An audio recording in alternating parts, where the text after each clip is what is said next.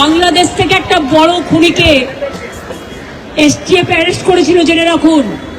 যা নিয়ে বাংলাদেশে অনেক রেভলিউশন হয়েছিল। অন্য দেশের কথা আমি বলছি না, আমার বলার অধিকার নেই, কিন্তু আমি যেটা বলছি পয়েন্টটা। তারপরে তারা মেঘালয় দিয়ে বাংলায় চলে আসে।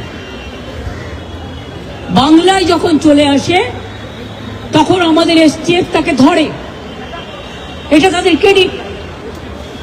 তারপরে হোম মিনিস্টার নিজে আমাকে ফোন করে বলছেন, এতদিন তো কই আমি বলিনি, মুখ করিনি, আজকে অত্যাচারের শেষ সীমায় গেছেন বলে। কারণ এটা জানে, আমি এখনো নামটা বলছি না ভদ্রতা করে, বাংলাদেশের লোক উত্তাল হয়ে যাবে। আমি সেটা চাই না, আমি দেশকে ভালোবাসি না, বলবো না দেশের স্বার্থে। কি বললেন?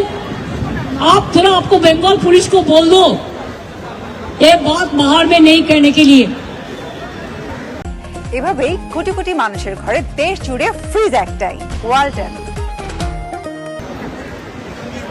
एक देश के लिए है। কাকে দিয়ে খুন করিয়েছিলেন, কার কার নাম বেরিয়েছিল, আজ গভর্নমেন্ট চেঞ্জ হলেও মনে রাখবেন আমি তো সবটাই জানি। আমার হৃদয়টাই একটা কথা ভান্ডার, তথ্য ভান্ডার, সত্য ভান্ডার।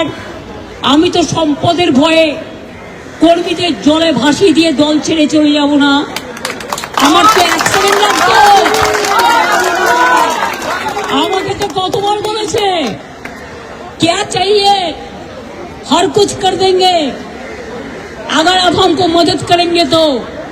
শুনুন, আমাদের পার্টির একটা নীতি আছে, আদর্শ আছে, দর্শন আছে।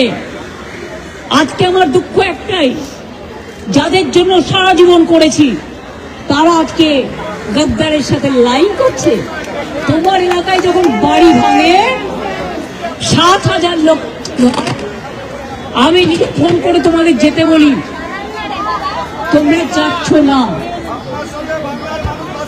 দাঁড়াও ভাই, একটু চুপ করো।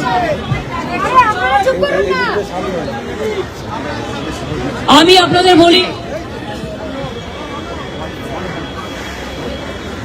আমি বলেছিলাম যখন মসজিদের মাইক কেড়ে নেওয়া হচ্ছিল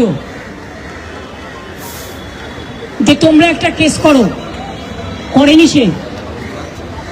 বকরিদের ব্যাপার নিয়ে আখরুজ্জামানকে দিয়ে মহুয়া মৈত্র কেস করলেন, আমাদের তৃণমূল কংগ্রেসের এমপি। আর যারা আজকে গদ্দারি করছে তৃণমূলটাকে ভাঙবার জন্য, আমি বলি ঈশ্বর আল্লাহ তেরে নাম সবকো সুমতি দে ভগবান। যদি কোনোদিন কোনো ভালো কর্ম করে থাকি,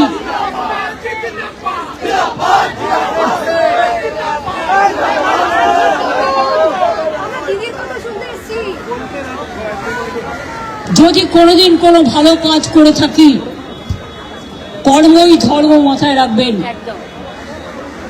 সেটা মেনে চলবো। ছোটবেলা থেকে বাবা মার কাছ থেকে এই শিক্ষাই আমরা পেয়েছি।